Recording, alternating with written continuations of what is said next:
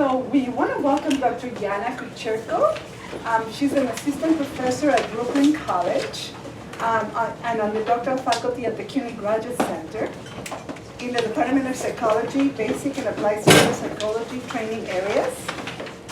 She received her PhD from New York University. And we're so lucky to have Dr. Kuchirko. She examines sociocultural and ecological context of child development with a focus on how children and youth are socialized at the intersections of culture, ethnicity, and gender across the early years of life and in the context of everyday settings. So you can see how much context this is going to give to our conversation about immigration and the children and families we work with. Her work is grounded in theories and scholarship across disciplines with an emphasis on critical perspectives, macro-level ideologies, narratives that shape the socialization of children and sociocultural constructions of childhood.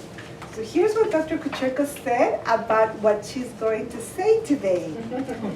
She says, children are not born into society per se, they are born into a childhood. In this talk, she will shed light on basic assumptions of developmental psychology that inform childhood education and have historically been grounded in Western conceptions of what it means to be a child. And we know that our children come from so many diverse cultures, right? She will end the talk with suggestions on ways educators can consider cultural conceptions of childhood to better meet the needs of immigrant-origin students. So we're so lucky to have you. Welcome, Dr. Kuchirko. Thank you. Thank you so much. I'm so honored to be here. Thank you so much for the invite, and I'm just really thrilled to be in community with you all and share my ideas and hear your feedback and your reactions. And so my talk is on childhood, and I've studied children. I study children, and I've always studied children, and I find them fascinating. As a developmental psychologist who studied sort of cognition and language development among immigrant children and U.S. native-born children, I always I was socialized to think of all of the ways that developmental psychology sheds light on these basic assumptions, right, of how we develop. Until I started digging into culture and learning about how other children live in different parts of the world, and that sort of really just sort of shook up my paradigm. So I'd like to share that paradigm with you today. And I'm saying reimagine because we already imagine a version of childhood that makes sense for us in our communities. We imagine it all the time. And I'd like to reimagine what that could be in more expansive ways. Oops, and I go back, maybe yes. No, yes, no, I can't go back. Okay. I do research in community, and so all the learning and thinking and doing and undoing and learning and unlearning takes place in community. So even though I stand here today alone, I'm really representing a collective in my research lab of students across CUNY at all different levels. Okay, so I'd like to start with a question for you all. And you could sort of just shout out loud. What words come to mind when you think of childhood? Formative. Formative. Temporary. Temporary. Growth. Growth. Safety. Safety. Innocence. Innocence. Resilience. Resilience. Puerto Rico. Puerto Rico. Yeah. So this is actually a question that we've been asking parents in a set of studies that we're working on, looking at how parents from different cultural communities in the United States and in different parts of the world, such as we're doing a study in Mexico comparing Mexican perceptions of childhood in the US and here, what people think of childhood and what it means to them, right? And here are some responses from the participants in our study. They're ethnically diverse parents with children between the ages of 3 to 7. And the bigger words mean higher prevalence of words that they associate with childhood. And so you see some really fun stuff like fun, play, learning, love, growth. I heard some of these related terms here today.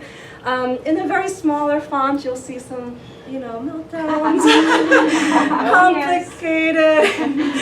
Say it again. We're familiar with those. Yes. Pigtails, right? Growth, spunk, possibilities, right? So kind of like a futuristic version of like what children could be, because when we think of children, we think of them in terms of what they could flourish into becoming, often in the US. Nap, security, and so forth, and innocence. And so focusing on the kind of the ones that are most frequent, these terms like fun, play, innocence, carefree, are actually very much aligned with Western conceptions of childhood. Western conceptions of childhood really cast children as innocent, right?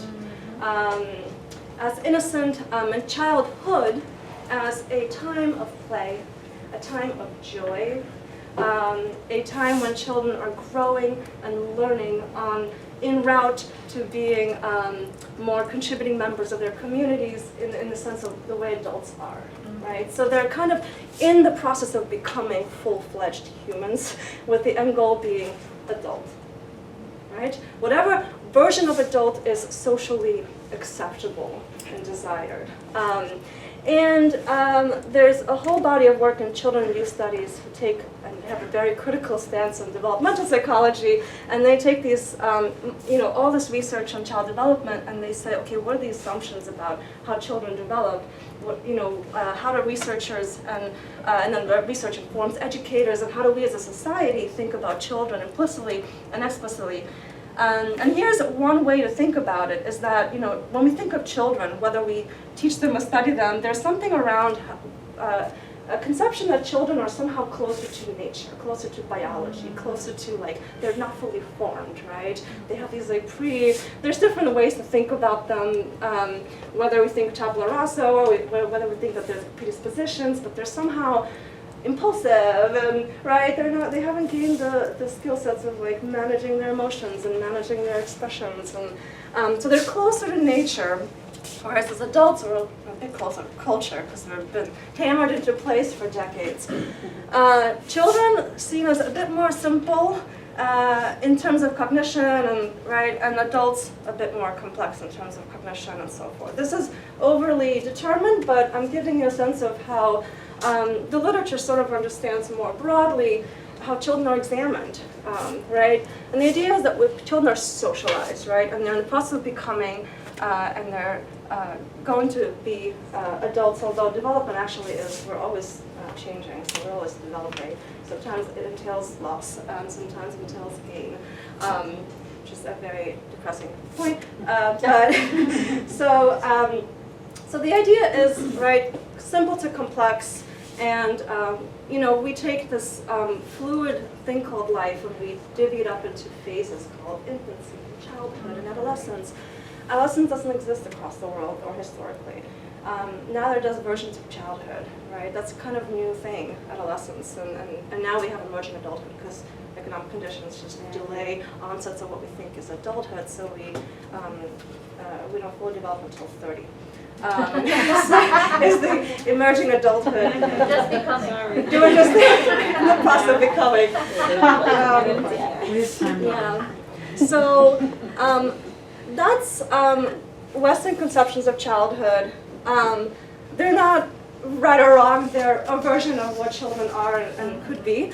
And then developmental psychology has historically reinscribed this version of childhood in all of the research that it's done for decades, right? And we see, I'm pulling up models that you probably are familiar with, right?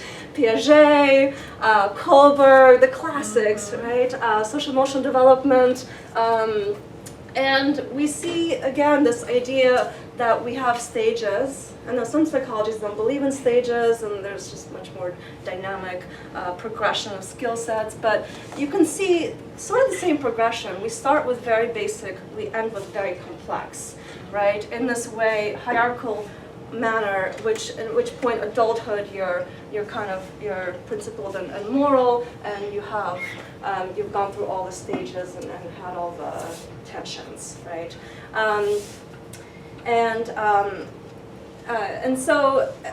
I'm just giving you sort of examples of these big theories, but if you look at the canon of development psychology, they focus a lot on play, they focus a lot on positive emotions around children, and how parents specifically talk to children and sort of become children's first teachers, right? So there's a lot of sort of child-centeredness, direct teaching in how we treat babies, we talk to them.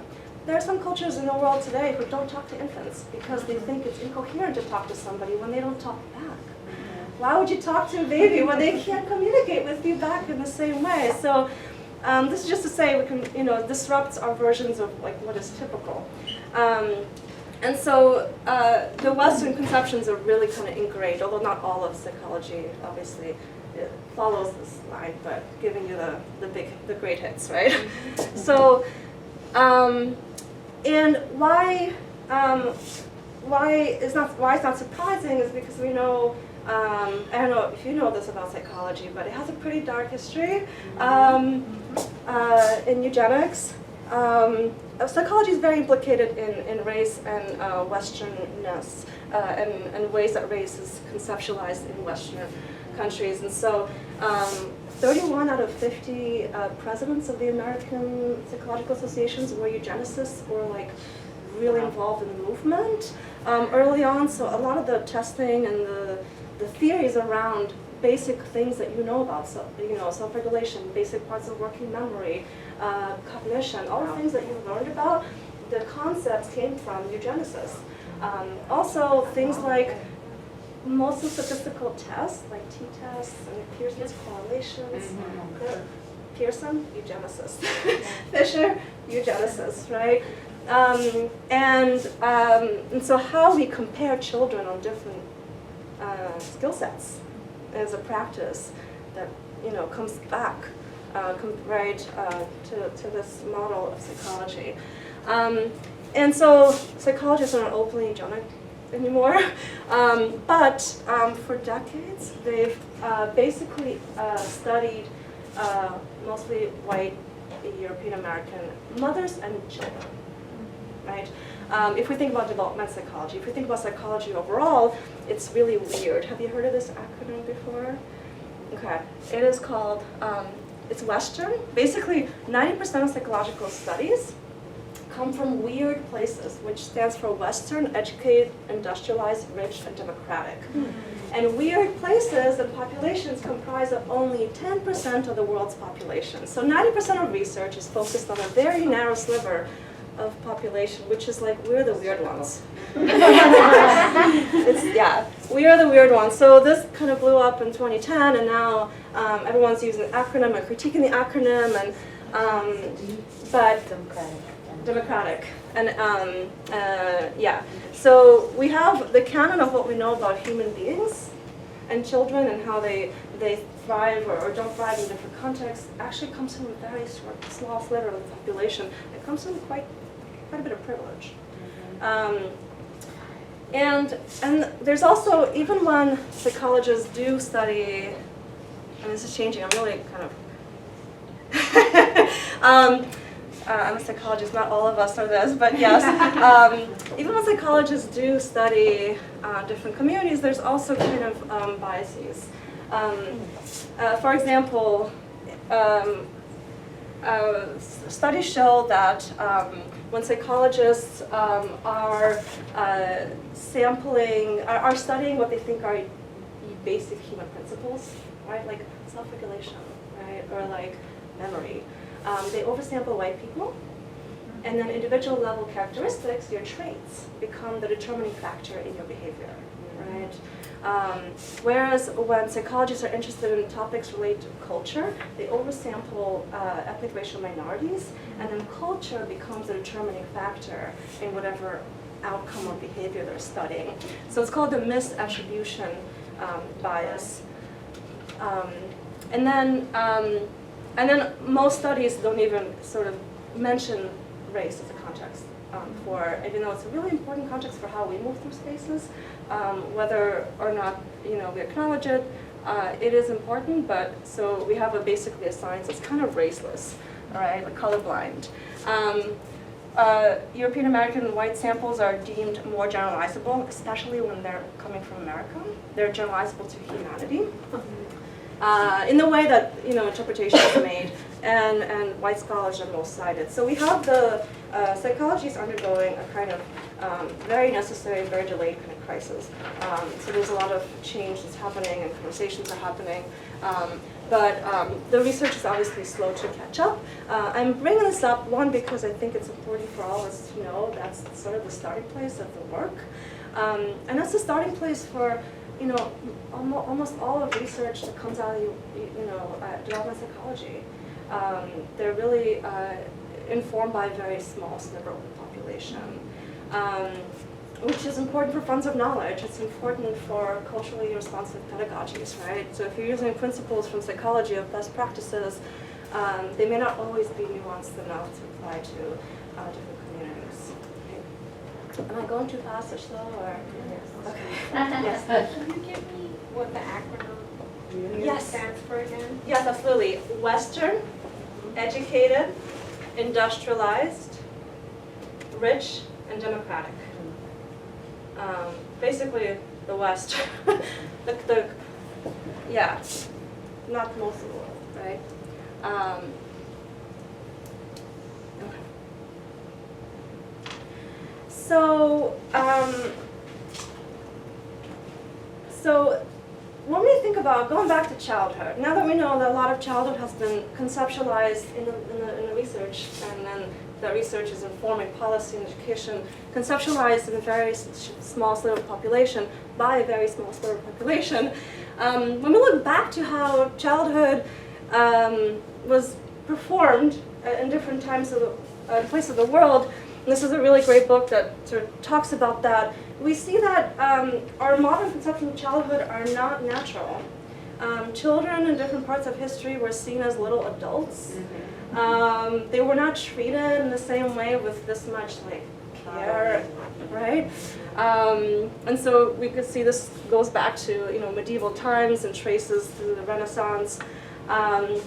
And so it's just not, at that point adolescence didn't really exist either. Adolescence is a product of industrialization as well. So are the sort of our versions of childhood nowadays.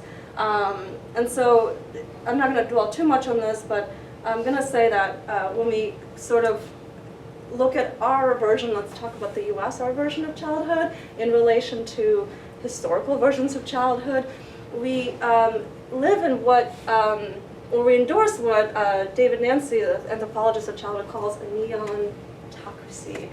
And a neontocracy is a contemporary version of Western childhood in which young children are very highly valued despite their very low social utility in objective terms, right?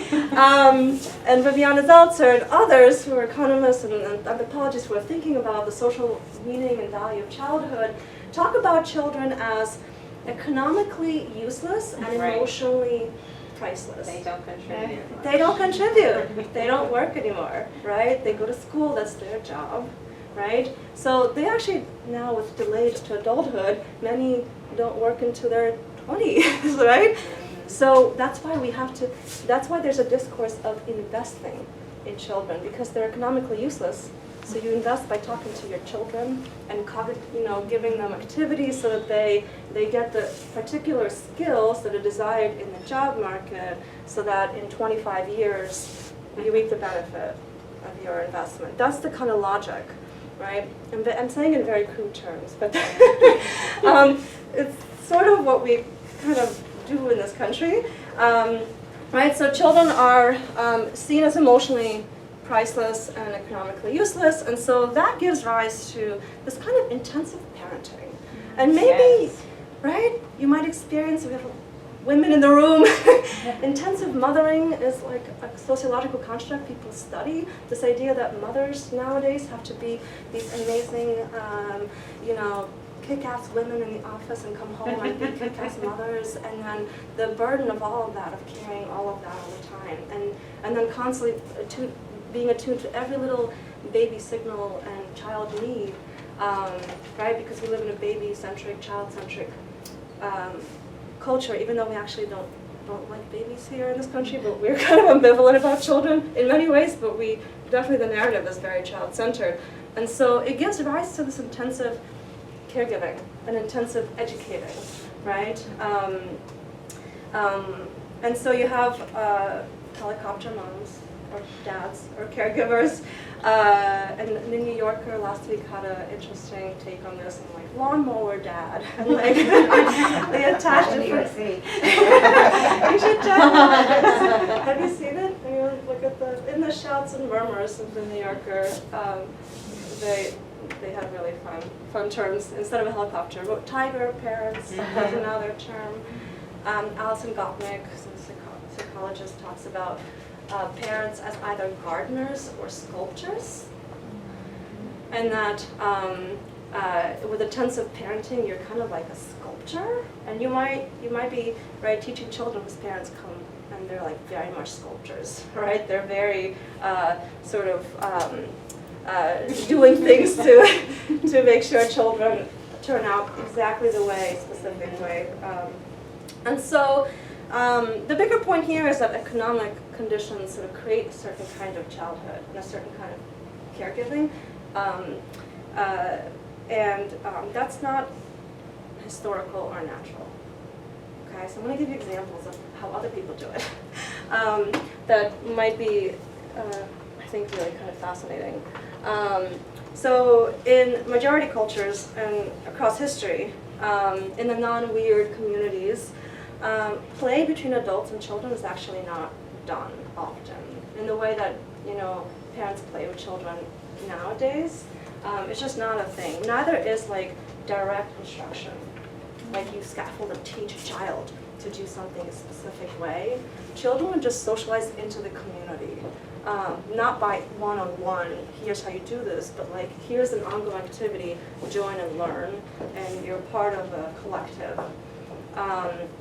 Right? And so there's a lot more focus on observational learning rather than direct instruction. So I don't have it up here because then I'd have like 50 slides and it would be sometimes say that out loud. So among the Kung, I don't know how to pronounce it, in the nomadic peoples in South Africa, no formal instruction is practiced, right? It comes from children's observation of experience. That's how children kind of learn. Among the Inuit, there is very little meddling by older people in the learning process, right? Parents do not presume to teach their children what they can easily learn on their own. In contrast to American parents, who feel that sort of knowledge is something you give to your child, right? And then the child receives it, whether they like it or not, they need to know certain things, right? It's like medicine, it's like good for you, you should know things. The Rotuman communities in Fiji act as learning is inevitable because the child's going to want to learn anyway, right? So where the agency is coming from, where the initiative is coming from. Among the indigenous community in Tanzania, the Chaga, if anyone asks the Chaga kid where they got their knowledge, in 9 out of 10 cases, they would say, from nobody, I taught it myself. And the managed children in Papua New Guinea basically accompany and participate in adult activities that involve very little direct instruction, right? And I have a bunch of more examples that not just about teaching and learning, but around how we think about autonomy and personality, right? In some societies, teaching would actually sort of interfere with children's inborn nature, right? They already have a personality, why would you try to change it? So the Inuits think personality is fully formed at birth, right? It's just latent. It's just going to like manifest later on, right? And we see some versions of that in psychology. There's always a debate between like whether temperament is, ingrained or shyness is like ingrained and then brought out by context. The Yukwana in Venezuela cannot conceive of trying to influence their children because their children will have a motive and they'll want to learn how they learn, right? And then there are societies where there's very high fertility and very small gap between children. And so children who are breastfeeding need to be weaned off very quickly, and parents believe that it might, the breast milk might damage while they're still pregnant, so there's beliefs around when it's appropriate. So they would very abruptly wean the children off, which would result in emotional turmoil, and then toddlers attached to other caregivers, right, as well. So there's a bigger community. It's not just like the mom and the child and the dad and the child. There's a bigger community. The attachment is much more expansive than the way it's conceptualized. In at least in developmental psychology. And then you're all familiar with milestones, right, of like certain in pediatrician's office, and yes, right? And so in some cultures, milestones are not worried about. Here we're like the first step, the first word, parents can report like what the kid said, and with older children too, there are sort of things that they go through. And so in some cultures, that's just not the case. So in Indonesia, Bangladesh parents say children have their own pace. They don't worry about children walking early or late because they'll do it. And in fact, in some traditions, certain practices delay onset of skills or accelerate them depending on the need. So in Uganda, they start training babies at 3 months for motor development to give them more independence. And I have colleagues with whom I do work, and I'm happy to share this paper later if you'd like. I could send it around.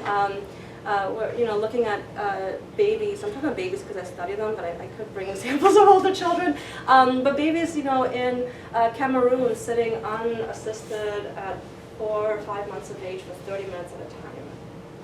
On a bench, unassisted, the parent walks away, comes back. Incredible motor skills. And so it's all culturally driven, right? We raise children to be contributing members of the communities that they're part of. And in other ways, socialization of intelligence, cooperation, obedience, all of those can be seen, or like expressing opinions could be seen in some communities as actually disrespectful of the collective, right? Whereas here it's seen as like, oh, why are you so shy? Like you should speak up, which I think comes up a lot in education, I gather. And so, and children also, especially in places where they can help contribute economically to households, where they're not economically useless, they contribute to households and they contribute to chores, and there's a wealth of skills that they acquire from taking part in adult activities, what will be seen as adult activities. So my point here with this running, hopefully not too boring, list of examples is that people across the globe think about children in very different ways. And how they think about children shapes how they organize environments where children live. And those environments provide opportunities for children to learn particular skill sets that then they bring to classrooms. And many of the skill sets may not be tapped by our existing curricula, but all of this is, we want to take away the idea that our version of childhood is like sort of the way it is, right? It's not natural.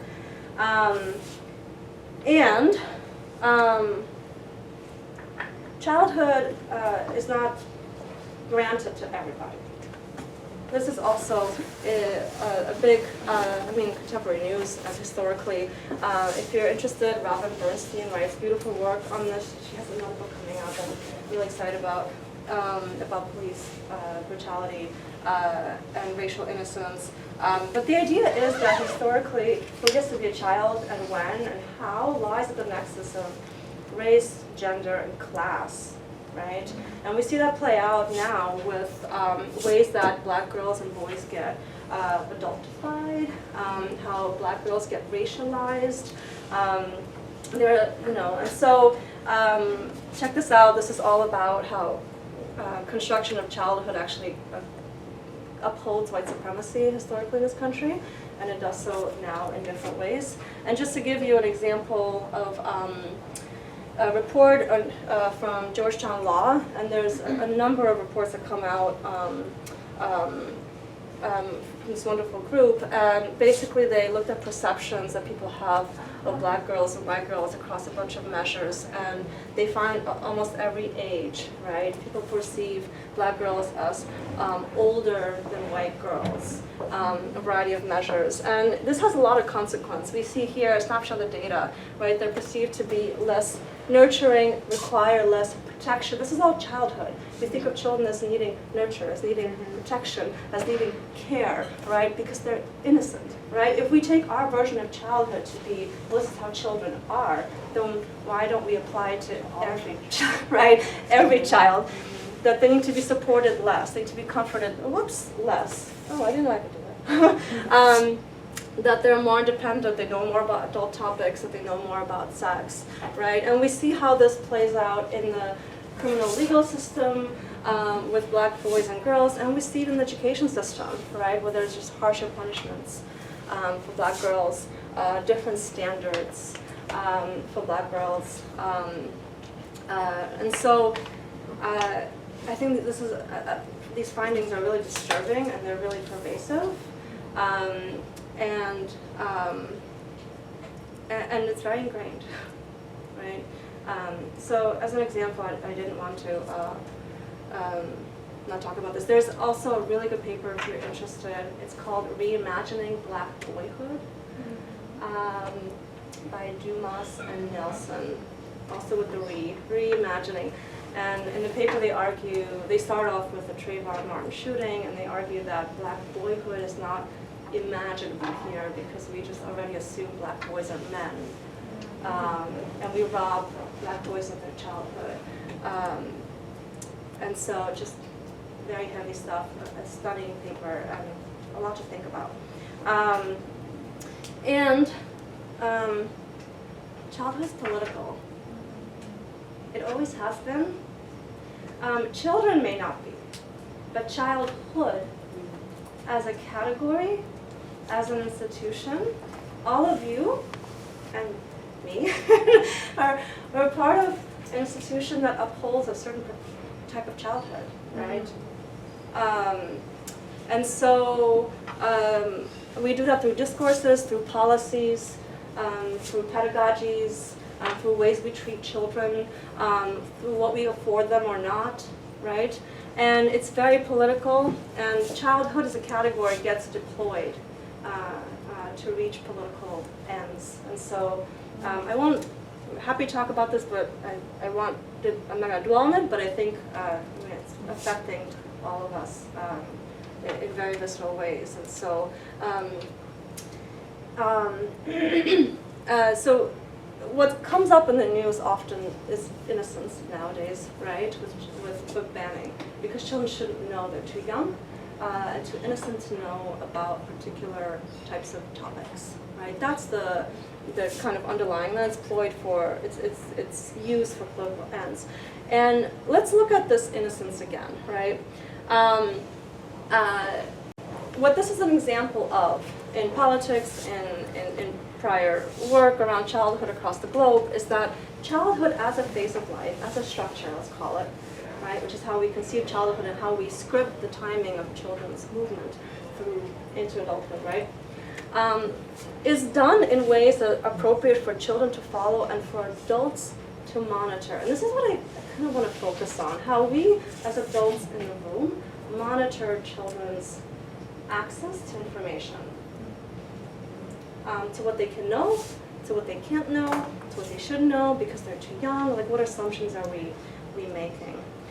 And so this is something, to give you a little blurb, this is something actually right now in our research community we're investigating, right? We're investigating all the ways that people conceptualize childhood, how those conceptions are rooted in Western notions of innocence, and how that actually shapes how parents specifically regulate children's access to information. And as teachers, you want to do the same, right? And so here's an example study. We asked parents to report the degree to which they think children, broad, are innocent, need of protection, they're cute, right? All the like different terms that cast children as like vulnerable. And then we asked them, because we do a lot of projects on race, gender, we're actually looking at how animals shape. Whether parents like push parents to talk about things they actually wouldn't talk about because they think it's not appropriate, but then you know your pet dies and you're like, oh, I have to talk about death. It's like, okay, fine. So we talked about race because you know in the literature it actually suggests that children from months of age, a couple months of age, already discriminate and prefer others of the same race, and then you know 8-9 months of age, they have all these preferences. By 4, they're already making assumptions. They actually know a whole lot. They're making observations and they're acting on them, and they're making their own conclusions at a very young age, toddlers. But with adults, we're like, oh, they don't know much. They're not ready. So I want us to think about. I actually don't really care about children in my research. I think it's actually adults who are the barriers to socializing children, because children know. And so we ask them questions around how they socialize race. So cultural socialization is like, you know, traditions of my ethnic group, right? My culture, an ethnic group. Egalitarianism is messages that are like, oh, everyone's the same, right? It's similar to colorblindness, but not. It's sort of highlighting the fact that everyone has unique attributes and has a value in different ways. Preparation for bias is particularly relevant for communities of color, and this is, or minoritized communities in whatever sort of intersection they are. And it's sort of like you're going to experience bias because you are blank. And here's how you can handle this bias. And then promotion of mistrust is like you shouldn't trust people who are this because they might discriminate against you, right? These are with 3 to 7-year-olds. And we basically find there's no difference here. Every dot is a person. So it just shows you the correlation. But what we do find is an emerging trend that we think will become even more robust with more sample, is that the more parents think children are innocent, the less they talk about racism. Like the actual preparation for bias, which is kind of where we think, the direction we think we were hypothesizing this would go. And also, we're looking at, I know I'm showing you like weird graphs, but I'm into fun pictures. Tell me if I'm going over. Actually, okay. So then we ask also parents in the US, African American, Chinese, Dominican, Mexican, Chinese, Dominican, Mexican are all immigrant communities. So I've done a lot of work with this particular sample. And so we asked them at what age is it appropriate to discuss ethnicity, race, just broadly. And what you see here is a huge variation, right? This little violin plot is just, the fatter it is, that's where like most of the responses lie. And then you see a distribution, every dot is a person, and you see distribution. And so like thinner violins, that means there's more range within that community of responses. So if we look at the Mexican, for example, one mom says, well, start at birth. Why not? It's never too early. Another one's like, I'm like maybe 15, right? So there's a lot of individual differences in like what people believe, and not a lot of differences across cultures, across these ethnic groups. Generally around 5-ish, which is around 10 kids go to school, right? So schooling kind of sometimes pushes conversations to happen, but this predicts how often parents actually talk about race. The age at which you think is appropriate predicts when they actually do it. Again, tapping into some version of conception of childhood. Like we make determinations about what children are capable of, even though children are capable of understanding basic facets of race around here, right, way earlier. And they ask questions about it. And so just something interesting. Happy to talk about this more. Okay. Moving sort of onto, I only have a few more slides.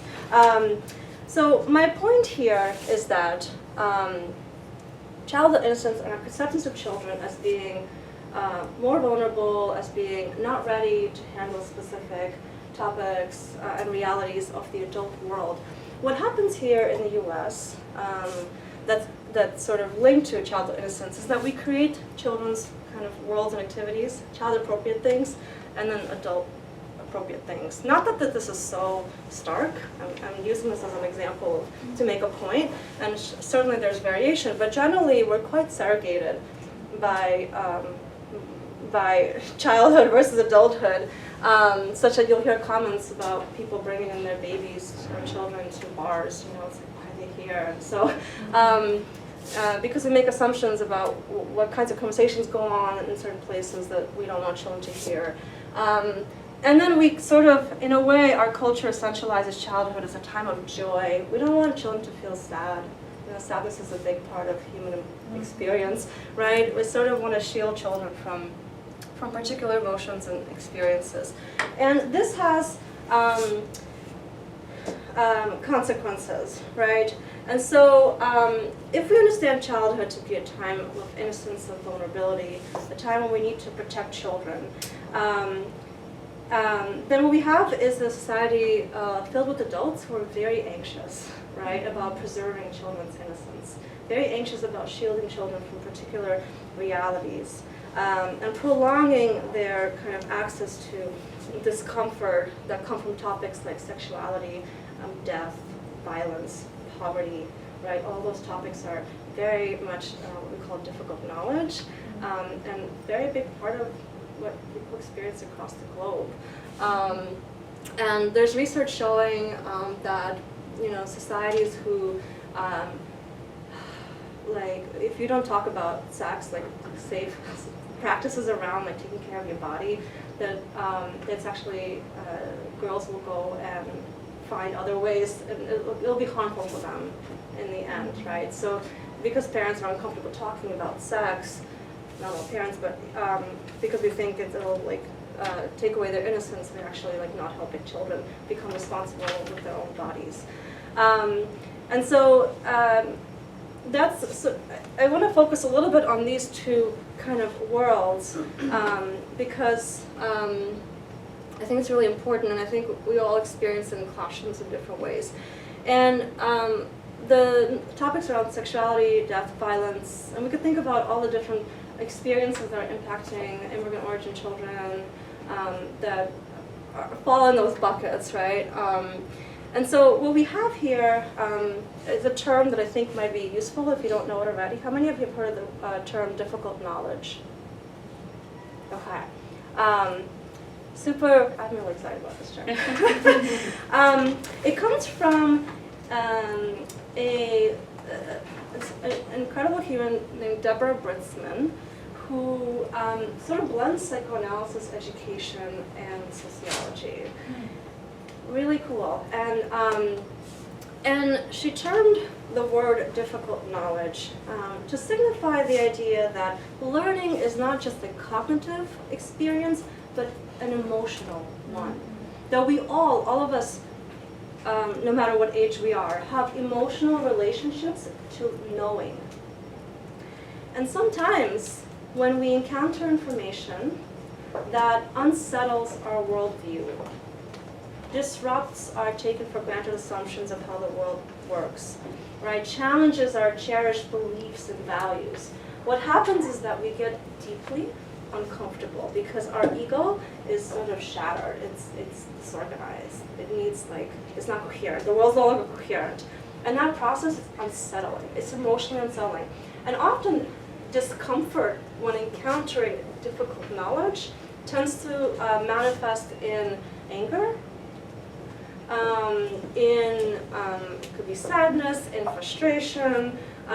You might see that in your students. I teach at the college level. I definitely see that in my students when I teach different facets of psychology of gender, and people are like, no, right? And so, and then we also, according to Britzman, have a passion for ignorance. Because we feel deeply unsettled, sometimes we don't have the vocabulary for that feeling that we feel when we encounter difficult knowledge, but when we feel deeply unsettled, we actually, to preserve our ego, we want to not know. And we can apply this to politics, to all realms of our daily life. This has been applied to education. Another wonderful book that came out, I believe in the 90s, maybe, Jonathan Stillan, teacher, who taught when the AIDS epidemic was happening, and people were trying to preserve children's access to information. People around were dying and just suffering, and he talks a lot about sort of how what the meaning of education is and how do we talk about difficult stuff with children, because they see things. We have a shared reality, right? And so adults have the power to determine what is difficult knowledge for children. No one's asking children. Children know and want to know, but no one's really asking them. Generally, adults just say, this is not appropriate. Right? You're too young, this is too hard, this is too emotionally damaging. And so they, and to keep those separate worlds, right? And so coming to sort of a close and thinking about ways that difficult knowledge might be meaningful for all of you with the diversity of students that you're teaching, is that we have a shared reality.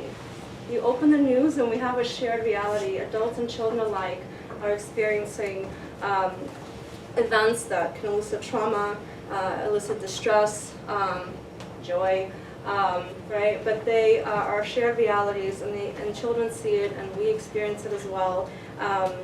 And schools are often the places where children begin to find refuge and resources and understanding of the events that are going on in their lives.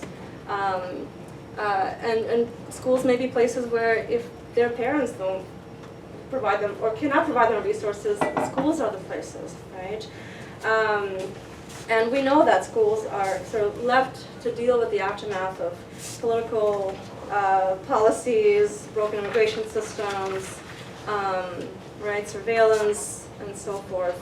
And so as a broader community here too, we could think about all the ways that, children who are experiencing crises in different forms, right? Crisis, whether that's natural disasters, with hurricanes in Florida that leave the community devastated for years, or wildfires, or violence, or deportation, or family separation, all kinds of crises, school shootings, right? And so what we know from research is that also, just like parents of young children, educators often report experiencing a lot of discomfort, that's difficult knowledge, with many topics that they construe as emotionally difficult for children. And so that discomfort actually leads to avoidance. So there's work on educators feeling very uncomfortable talking about homelessness, right? Even though homelessness is and poverty in general, it's a very sensitive topic, and a lot of feelings. And what I'm saying is that these things are difficult and we all feel it, right? But that there are tools and sort of leaning into discomfort rather than sort of what often can happen is avoidance, which can communicate to children that topics are taboo or not worthy of conversation. And so my final point and slide is that my journey through childhood here, I hope, shed light on how it's not universal, that it's very culturally grounded, and even in one culture, it's not applied to all children. It's gendered, race, class, and children know a lot more. They have agency, and they are curious, and they observe. And from developmental psychology too, even though I just trashed it. But psychology shows consistently, if you actually ask children what they know and what they want to know, and you're with children in classrooms, they have questions, right? And so there's something happening in a culture where innocence and emotional preservation of innocence is valued, is that there's a shielding that's going on. And I want to urge us as adults to think about our own emotional relationships to knowing, to topics that your own children in the classroom encounter, and how that emotional relationship might shape how you approach discussing these topics that are sensitive, that are impacting, our communities. And as a kind of take-home point too is that these assumptions are not just Western; they reflect kind of bourgeois assumptions of childhood, and they kind of blind us to what most childhood is like across the world and across history. And as a result, also forms of knowledge. The children contribute to different aspects of the household. They're bringing, skill sets, and they're not necessarily seen as innocent in their communities, right? And so I guess my broader closing sentence, I promise I'm like a little over, is that with my work now, and with the talk I gave, my broader aim and passion is to sort of get us all to reframe how we think of children, right? Reframe our understanding of childhood from this phase of life that's very unique, that's very determined by milestones and abilities, that comes from research, to a phase of life in which children are not ready to learn about emotionally difficult topics, right? To a time when children have agency. They ask similar difficult questions about their racialized realities as us. And sometimes they're actually not as shy about asking them as adults are. And so reimagining childhood from a time of separate life stage in need of protection to a time of agency, curiosity, and full participation in community struggles, I think, prepares all of us to be sort of engaged and informed citizens, right, of a society. And so I'm gonna end with a little plug, talking about crises and thinking about pedagogies. We did an edit collection with our dear Sarah Alvarez and a bunch of colleagues, and we have amazing chapters from contributors across the country who talk about what it's like to teach during wildfires in California, what it's like to meet the needs of immigrant students in classrooms. We have a contributor who actually survived Columbine and talks about strategies to think through teaching in times of uncertainty, right, where your life is threatened, and how do you find the courage to be creative? And so it's really kind of humbling, I think. I know I have to say this because I help bring it to being, but it's really humbling to read people's perspectives, and I think some of the approaches might be, although a lot of them take place in higher education, I think a lot of these might serve as ideas for your own pedagogies in classrooms of children. And then also, if you're interested, I didn't put this up here, but there are a lot of resources for sort of child-appropriate ways to talk about sexuality, gender, race, ethnicity, and racism. There's a book, they're called First Conversations, a book series, and they're coming out really fast with like all the different sort of taboo topics that are adult topics, but and they tackle it very directly in very child-friendly terms, like racial hierarchies or gender discrimination and gender identity. And children get all the stuff, but in ways that just are fun and easy and child appropriate. So it's another resource. And thank you so much. I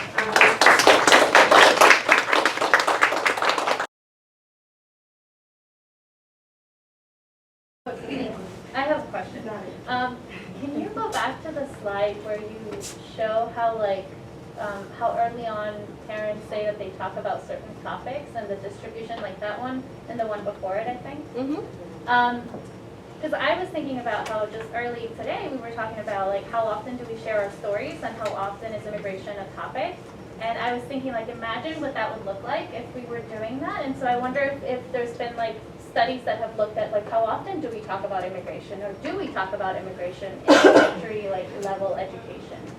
I don't know. I actually don't know. Yeah, I do have a graduate student I'm working with. She's in Houston, and she is looking at actually teachers. She's in education, PhD student, and she's looking at how teachers and parents use books to talk about immigration. But I don't know the weights on that. Yeah. And I would gather, though, that the more difficult parts of immigration are talked about less because it's difficult knowledge, right? Like, sure. I know. 340 last school year, there was a combined student and parent projects. And they asked the children to get their immigration stories. And a lot of children found that they weren't born here. So it opened the avenue for them to learn who they're from and share. It brings up discoveries. Well, thank you for your talk. I was, like a lot of information you share like resonate with me in terms of like how much I didn't think about like what we take for granted, in history. But I'm also thinking about that, like personally, I was socialized into these ideas of childhood, very Western, and our educational system is socialized or ingrained or anything. So I don't know if based on your research or something, it's like, how do we, like personally, how myself, if I'm a helicopter parent, or if I'm like, thinking about my children as a teacher, like I want them to do their best and I don't want to talk. How do we change ourselves? Because, it's uncomfortable for us to think about children in a different way. So as we approach children in a different way, there's a lot of emotions and guilt, right? Yeah. So I don't know if based on your research or anything else, like what is the process of, adults to try to, in the best way, move or push a little bit of from their comfort zone? It's a really good question. I think one is definitely leaning into the discomfort. There's actually a whole approach based on difficult knowledge called pedagogies of discomfort that sort of push for identifying moments when it's sort of uncomfortable and then leaning in to understand what is it about my own identity, or like what am I holding on to that is resulting in this negative feeling, or like wanting to control, right? Because a lot of times I think too it comes from like control and uncertainty, and letting go. And with that point, I think having more child-driven, I guess, instead of curating everything for children, asking children what they are, like following their lead would be one way. Yeah, I have to think a little more about, I've identified ways that we do it, but how do we undo it is really so hard because it's so entrenched right in our, I wonder about how you respond to folks who, because a lot of the rhetoric out there seems to be that somehow we're indoctrinating children by talking about topics that their parents don't want us to talk about. So how do you respond to that kind of way of thinking? Yeah, I guess that term is like very loaded, right? It's like deployed, and say that children, the things that are people are scared of indoctrinating are things that are necessary for children to like be responsible beings in society. Like knowing about their bodies and how to take care of their bodies, knowing how to treat others and be respectful. And so somehow some particular topics get taboo, right? And I think we're all indoctrinating in some way. If we're going to use that term, we're all socializing, right? Socializing children to be something or know something and not know something else. And I personally think it's really unfortunate that very important topics around children's like learning about fundamental things in the world are deemed as like not appropriate. It's evidence-based and it's helpful for children to like have to know how to function in the world, right? And I think someone had I had a similar thought. I feel that a lot of educators are afraid of the repercussions of a parent coming back and saying, why are you doing this? Why are you having this conversation? One of the books, the first conversations we actually got through the chancellor. It's a board book, and very fun, like a board book that has like super difficult conversations about race and vocabulary that is way higher than a child that you would ever think would be holding a board book. So I think a lot of times educators do definitely avoid because they don't need a parent to kind of come at them and, you know, so just wondering how to navigate through some of that and being That was brave. brought up at one of our PTA meetings, isn't it the human rights book? And it's Our Skin. Our Skin, Yes, right. yes. Well, we did read that to our children. And there was one parent who brought that up at one of the PTA meetings. You know, she wanted to be the one to have that discussion with your child. Well, what are you waiting for? Like, Yeah, I'm actually using that book in my research study now. yeah. So I'm gonna see how it goes. I'm just gonna give parents the book. And they say, go, read it, I wanna see how it's read it. Yeah. And so they're not having it, and I know, I have friends who, right, that's the regulation, right? That's the difficult knowledge. Parents wanna regulate what children have access to. Right. But they're not often, research shows that they're not having, most parents are not having these conversations, especially white parents. A lot of black and brown parents have to, unfortunately, because your child's going to go into the world and. But there's this. Yes, That's why exactly. every kid is born with this in their hand Yeah. that unlocks the whole world and all the information that parents don't think they want their kids to know. It's right here. Yeah, absolutely. Yeah, that's why I think it's just parents and their own emotions that are the targets of interventions to make your job easier, right? And to give children the skills they need to be culturally competent beings and sensitive beings and informed beings, Yes. right? There's ideologies. You had a question? So, we've all been socialized as educators, which is weirdness or weird. And schools are constructed around that. But the families in New York City, not necessarily, right? So we have indigenous, children of indigenous people coming to our schools, and it's invisible in many ways. So what are first steps that schools can take to sort of discern their weirdness, like practical steps? Yeah, that's a really good question. So I think one is the most salient one in my head is to open up opportunities for different ways that children can participate in learning.